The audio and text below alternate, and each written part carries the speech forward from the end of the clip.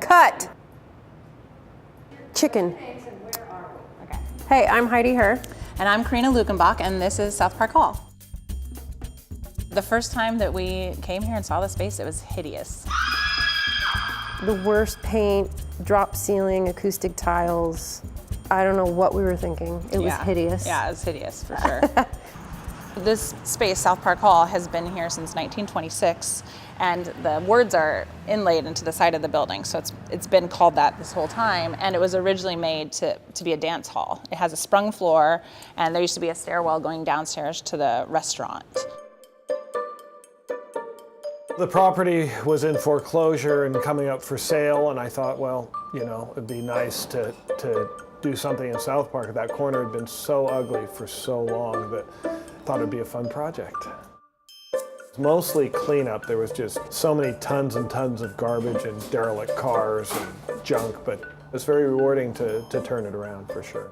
He very wisely had some pieces of the acoustic ceiling pulled out so that you could peek in and see the 1900s wood ceiling with these 65-foot beams, and I think that's what we saw.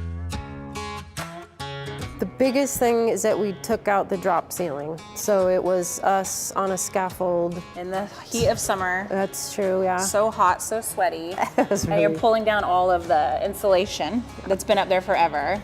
And found a couple dead rat bodies. Yeah, a couple bodies, but not too many, really. Yeah.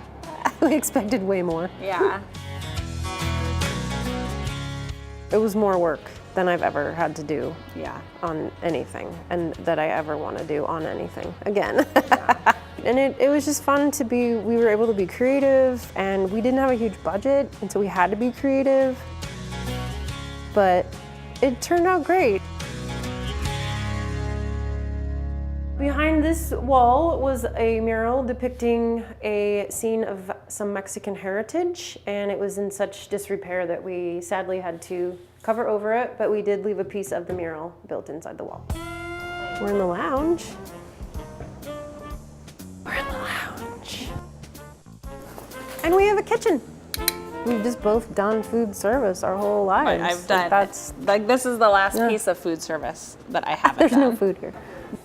Heidi and I have both of our cafes, and we've been having small events there, and we were sort of outgrowing our spaces, and so we found South Park Hall where we could hold larger events and open that up for the community to have their own events.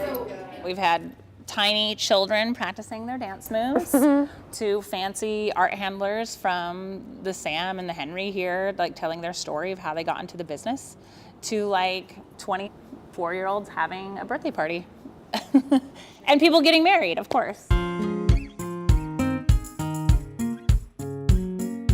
And places for artists are becoming less and less space to practice, to rehearse their shows, and perform in general. So we've been trying to harbor that community. Corina likes to throw parties too.